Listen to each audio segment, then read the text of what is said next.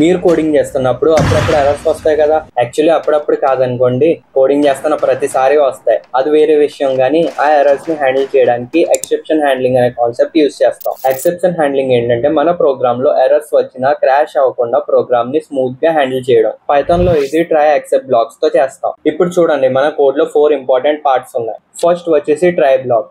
ఇందులో మనం risky code అనేది రాస్తాం. అంటే ఫ్యూచర్ లో మన ప్రోగ్రామ్ లో ఏమన్నా ఎర్రర్స్ రావచ్చు అనుకుంటే ఆ పార్ట్ ని ట్రై బ్లాక్ లో రాస్తాం. ఆ తర్వాత సెకండ్ వచ్చేసి ఎక్సెప్ట్ బ్లాక్. ఈ బ్లాక్ లో స్పెసిఫిక్ ఎర్రర్స్ ని హ్యాండిల్ చేస్తాం.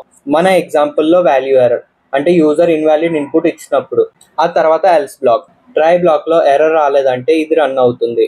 అండ్ ఆ తర్వాత ఫైనలీ బ్లాక్. ఇది ఆల్వేస్ రన్ అవుతుంది, ఎర్రర్ వచ్చినా రాకపోయినా. సో ఇప్పుడు ప్రాక్టికల్ గా చూద్దాం. సో ఇక్కడ నేను ఇన్పుట్ 5 అని ఇస్తున్నా. సో ఇప్పుడు చూసుకుంటే ఆపరేషన్ సక్సెస్ఫుల్, ఎగ్జిక్యూషన్ కంప్లీట్ అని వచ్చింది. ఆ తర్వాత నేను మళ్ళీ రన్ చేసి 0 అని ఇన్పుట్ ఇస్తున్నా. సో ఇప్పుడు చూసుకుంటే ఎర్రర్ చూపిస్తుంది. ఆ తర్వాత మళ్ళీ రన్ చేసి ఈసారి ఏబిసి అని ఎంటర్ చేస్తున్నా. సో ఇప్పుడు చూసుకుంటే మళ్ళీ ఎర్రర్ వచ్చింది, please enter a valid number. So exception handling తో మన ప్రోగ్రామ్ రాబస్ట్ అండ్ యూజర్ ఫ్రెండ్లీగా ఉంటుంది. ఇఫ్ ఎర్రర్ వచ్చినా కోడ్ స్మూత్ గా రన్ అవుతుంది.